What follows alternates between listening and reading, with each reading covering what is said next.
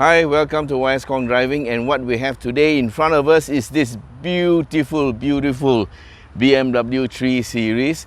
This is the 2019 G20 model, which replaces the F30, and this particular one is the 330i M Sport, so it's got some M Sport goodies.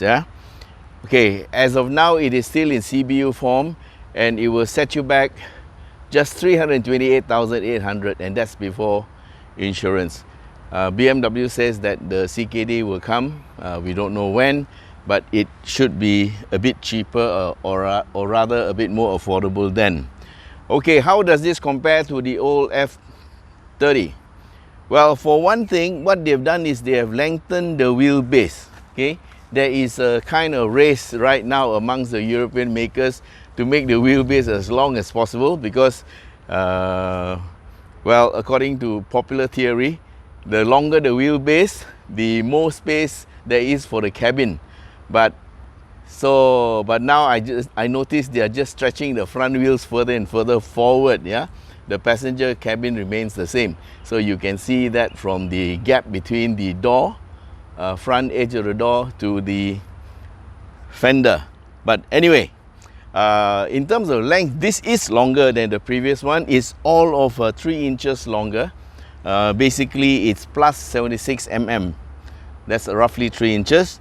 And it is also wider by 16 mm, and so the total width now is 1827 mm. In terms of wheelbase, yes, they have really gone really long. It is 41 mm more than the F30. F30 was also already quite long, at 2810. Now it is 2850. So the wheelbase is much longer. And in terms of height, it is only gone up by 1 mm. So if you look at the overall car, you'll find that it is a little bit more low slung than before. Why? Because it's longer and because it's wider. If you look from the side, from the front, okay, from the side you'll find that it looks lower, and from the front it looks wider and lower too, because in terms of proportion, the width to height ratio has changed. But anyway, you see new headlights, and they are LEDs. There's a little kink in between the outer and inner light. I suppose that's supposed to make it look good, but it's not a deal breaker. Here's the famous BMW kidney grille, and looking at the slats, you can see that they actually are less intake holes. Okay, the grill looks big, but the holes for air to go in is right in between there. You see the little ones, and most of the intake is coming in through the bottom. Okay, so this is the bottom side of the grill. You can see the honeycomb there, and this is where most of the air is going in. And over here you have another grill. Well, it's blanked off, so if you are going racing or what, maybe you want to take off the blanks and put in some cooling tubes for your brakes. But other than that, it's just there for decoration. Down there, that's probably the temperature sensor. Alright, now what has happened is also BMW have lightened the car. Even though it's longer and wider, it is actually lighter by 25 kilos. And I'll tell you where they have managed to shave off the weight. They have put in a lot of aluminum parts for the body. That includes the bonnet, which definitely is aluminum. And also I had a peek down there, and the front subframe, surprisingly, is made of aluminum. It's welded aluminum, and that would have saved quite a bit of weight. Alright, the wheels are 18-inch alloys, and these brakes are M Sport brakes. You can see the M Sport design on the brake caliper, and this is definitely different from the standard caliper. This one looks like a 4-pot caliper, and of course these are humongous and they are ventilated. Okay, looking at the back, You get a single pot caliper and also huge disc, and again the rear discs are ventilated. Alright, with 258 horsepower, you should be ventilated disc, yeah. Now, and this is what the rear looks like. They have retained the L-shaped rear lights by the red accent. The light itself is not actually L-shaped, but the reflectors, the red part, continues the L shape of the BMW. And here the twin rear pipes look good, yeah. All right, so this is the 330i M Sport model, and now what we're going to do is we're going to pop the bonnet, yeah. We're going to pop this is just a glimpse of the inside. We're going to pop the bonnet, and good news is you don't have to fumble under the bonnet, because this bonnet will open. So this is the new technology or new innovation, which is well appreciated, yeah, from BMW. You don't have to reach under the bonnet to go and find that elusive little latch. But of course there are some dangers associated with this. You can accidentally pop the bonnet. The safety catch is no more there. I wonder if the mechanism has a safety there. I'm sure it does, but you have to pull the bonnet twice. Alright, this is the twin power turbo, 2 liters, and you get your 258 horses from here. Now I just driven the X3 and it has the old series engine. It has 252 and 350 Newton meters of torque. With the G20, they have retuned the engine and probably changed some internal parts, or maybe did something to the turbo, but it now develops 258, which is 6 horsepower more, and torque has gone up 50 Newton meters. Alright, we're going to try to look at the bottom. Now if you see the little gray part at the bottom there, that is part of the, it's hard to see through this camera, but believe me, I've looked at it, the bottom subframe is aluminum. Alright, so that's the engine. There is plenty of space to work, and this part is just a cover, yeah. So you can see here, drive is by wire. That's the throttle sensor, drive by wire thingy. And again, BMW is very proud of their 50-50 weight arrangement. So if you look at the wheel, down there, and look at the front of the engine is actually behind the front wheel. So BMW pride themselves on 50-50 weight distribution.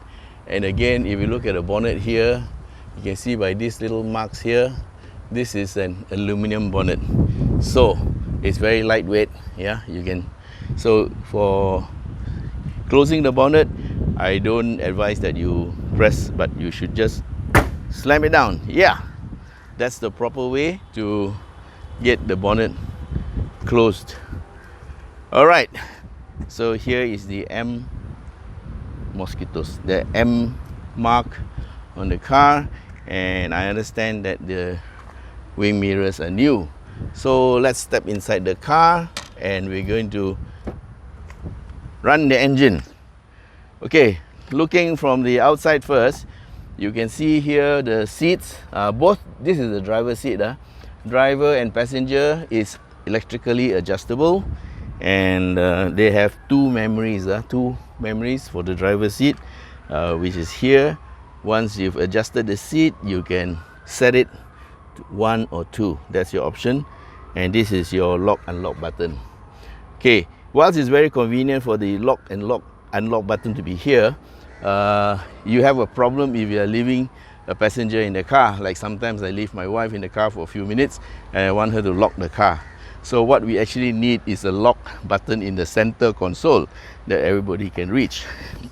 Okay, I'm going to slide the seat back a bit so that we can get the camera angle right, and you get a welcome from BMW on the screen. And this is the instrument panel.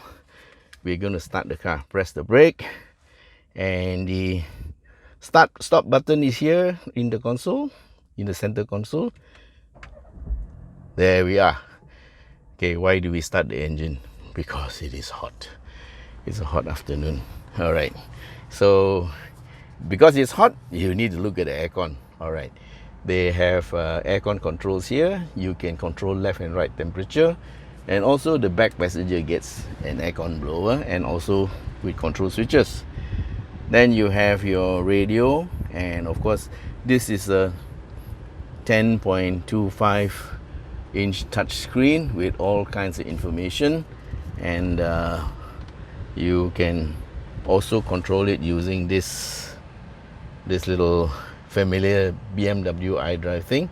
So you can use the iDrive to move up or down to whatever you want. So let's say look at the car, you can see on the left here, I'm moving down to the car, then I press OK, and you can have driving information. All right, vehicle status, settings, driver profiles. You can set your settings to what you like.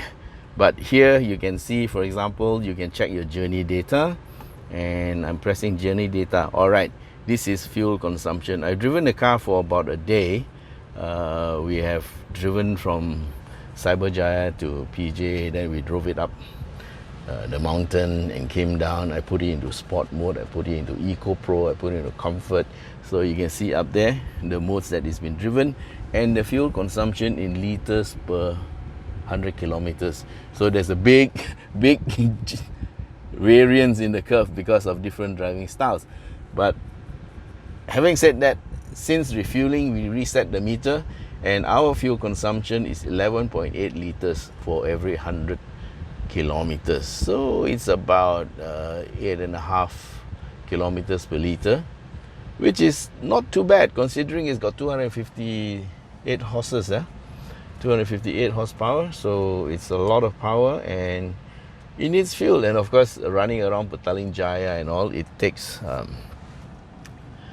lots of fuel because you are tootling along in a traffic jam most of the time. Okay, this is the instrument panel. Whilst it looks very good, and I think some of the younger set may like it, personally I like to have the round analog type of meters. Now this one is digital, this screen is 12.3 inch, I think. They measure the screen diagonally across, and the meters are all digital. Okay, and okay, there are things I'm not used to, and that is having the ref counter, which is this one, the ref counter on the right hand side and the speedometer on the left. I think maybe they were looking at people who are sitting on the other side of the car, so looking at the right, because that's where you're looking at the road, to see the ref counter may be correct. But for people who are sitting on the right hand side of the car like we are now, I'm so used to having the ref counter here and the speedometer on the other side. But it's not a deal breaker, If I were given a chance to buy this car, I would too. Okay, then you have your cruise control and all the stuff. Okay, then down here you have Sport, Comfort and Eco Pro. So just by pressing the button, you can select your mode. Okay, you can have Sport mode, you can have Sport Plus, you can have individual, then you configure your individual, or you can go to Comfort, which is standard setting, or you can go Eco Pro, right? So in Eco Pro, they even teach you how to drive. There's like drive monitor. Okay, there's one more feature here I want to show you, and this is my favorite button in cars like this.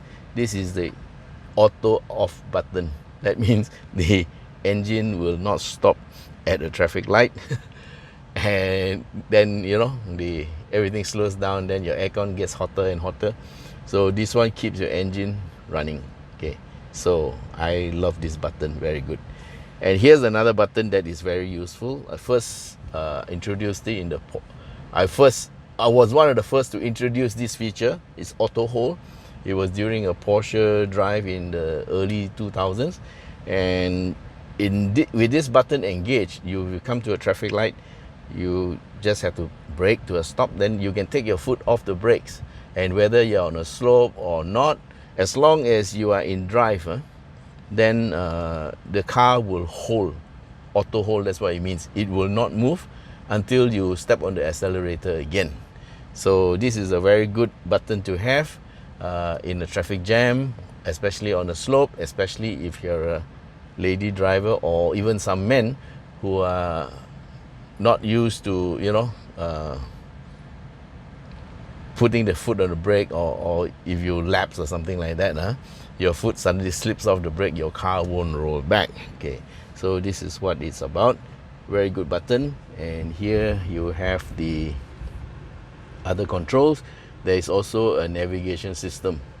All right, now for those of you who are interested in aesthetics, this is the front dashboard and it looks pretty good. This part is soft feel plastic, but the one on the X3 looks a bit better. Now this is a bit of carbon fiber thing, but it's metal, brushed aluminum or something like that. It's not brushed aluminum, it's got some pattern on it. All right, so the design team for this car is very angular. You can see the sharp, oops, you can see the sharp edges. You can see the sharp edges on the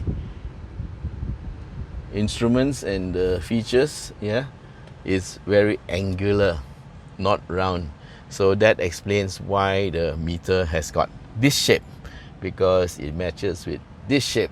Yeah, so of course the seats are leather, and as usual for both driver and co-driver, this part extends out to give you more support, and the usual USB stuff is here, so it's pretty nice. And this one can open and close. This carries the same theme as up there, and overall I think it's quite well appointed.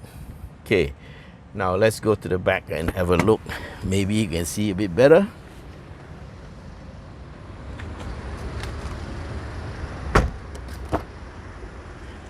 Okay, I slid the seat back, but I can still squeeze in without any problem. So leg room is not an issue. As I said, it's much longer wheelbase.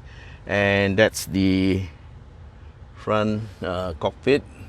Looks pretty good. Yes, I forgot to mention the pedal shifters. Yeah. Okay, so you can put your gear stick onto M, manual or sport, and you can do the shifting up and down manually. But at any time, should you want to use your pedal shifters, you can. All you gotta do is pull back on one of the sticks, and so if you pull on the minus, you will just shift down, pull on the plus, you will shift up, and then you will stay that way for a while. So if after a while you don't use it, it'll go back into automatic again, but you can invoke it anytime. But if you wanted to stay in manual all the time, then you push the gear lever to the left. Now at the back there is enough seating for 3 people, and here you are. This is the rear air conditioner controls, and of course there is USB ports and also a power outlet. All right, so we have already got some video on the driving, so we won't talk so much about driving. This is just a walk around. Hope you enjoyed it, and stay tuned. Please don't forget to subscribe. Bye bye.